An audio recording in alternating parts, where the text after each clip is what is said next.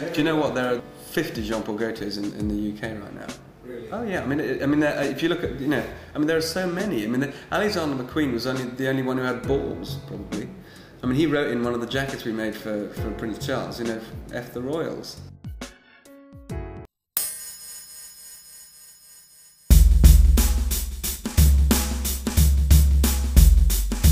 1785, Gieves Limited set up down in Portsmouth, essentially supplying the military. But our first customers were, Admiral Lord Nelson, Lord Livingston, pioneers. We were essentially people who would make expensive clothing, handmade clothing, for people who wanted to get out there. And we supplied the military, essentially the Navy. And Gieves only joined Hawks in 1970, Gotcha. At which time it became a public company.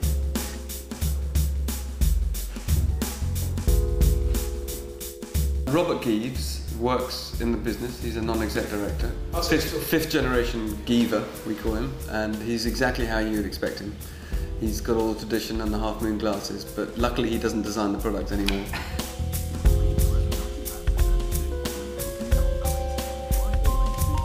We still run a handmade bespoke business with all those people with the half moon glasses downstairs. Yes. And it's the most protected, most beautiful part of our business. It's the pinnacle, it's the top bit, it's the bespoke service. You can buy handmade suits, handmade. Here on the premises? Right downstairs. We still have 3 roll warrants.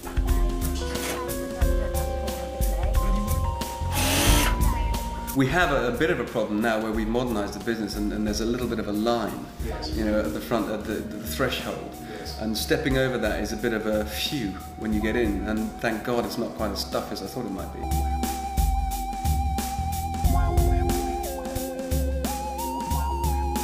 Why are you here? I trained in a degree level in menswear design. Where was this? At Kingston in London. Kingston Polytechnic, which was probably the fashion school, in the late 70s, 80s.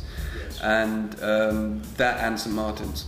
My first couple of jobs were at Jean-Francois Ferret and Calvin Klein in America.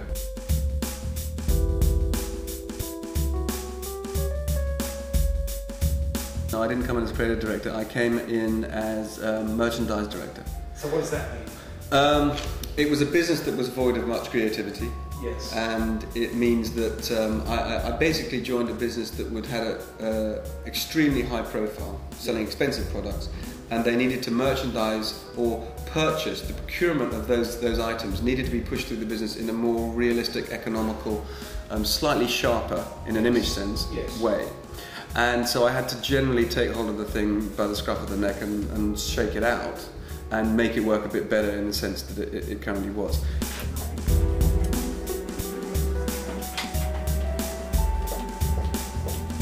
The beauty about handmade is it's couture, and I have lords and ladies, and the ladies are getting more and more into it. And what do you produce for them? Those suits? Yeah, sure. Quote James, I can't buy beautiful suits at Chanel anymore, and I'm not 19, and all the stuff there is like, I see. They don't do it anymore. Women Yeah, it's a 30 to 45-year-old woman. Sometimes they come with a Dolce & Gabbana suit and say, "This is the best suit, just copy it for me."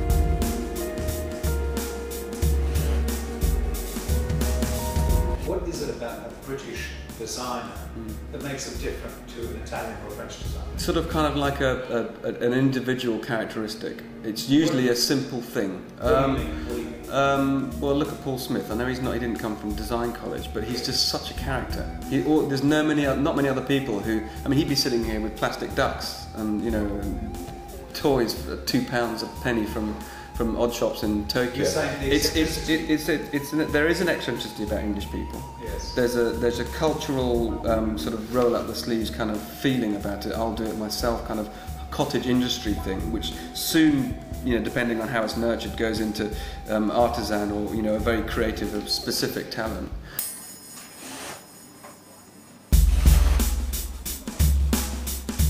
Well, as soon as it becomes commercial, we're out of it. That's basically what English creatives are like. And that's why we get hand-picked, because essentially if someone else has done it, or if it's too difficult for somebody else to do, alternatively, I want to do it. Someone else has done it, I don't want to do it. Say, for example, we're talking about this latent vitality in any English brand that's beautiful. And you're saying, why hasn't it gone women's? Why hasn't it gone to America? Why hasn't it gone? Well, maybe they don't want it to. Maybe the latent vitality there gets washed down so much, it gets diluted so much that by the time it comes for everybody, you may have sold out your soul. And creatively, English people have a bigger, harder heart. They have a better soul.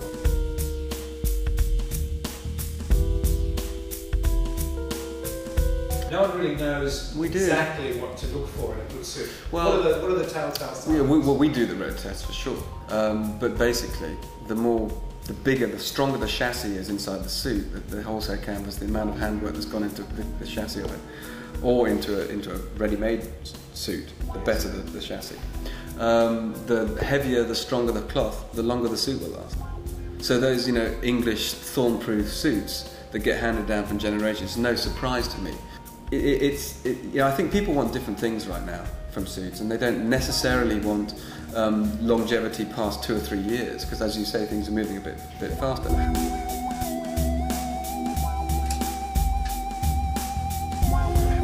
Why do people need these things? I don't know. When the world becomes so fast and so crazy and so repetitive and so commodity based, I think that sometimes, if you spend the right amount of money and there's only one of them, it doesn't really matter. We've got bespoke suits out there where they've got hand demonte, pinstripes out there. No, of course not. I mean, you've got ties this season which have got rhinestones on them.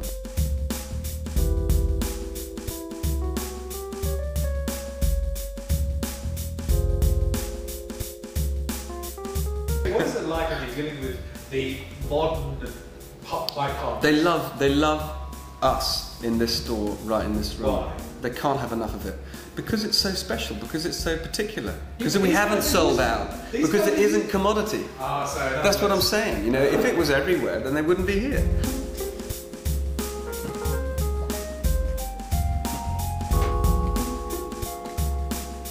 Eight years ago, we had a dictator having a bespoke fitting in this room. Yes. And the guy he was at war with, the other dictator, was in the other room. Did they know? No. You're kidding. No. I'm speaking to a guy called, Colonel Watson Smythe, and he's on a stick. And I should have put a ramp in the front doorway for him, right? And he wants another pair of cavalry trousers and a tweed jacket.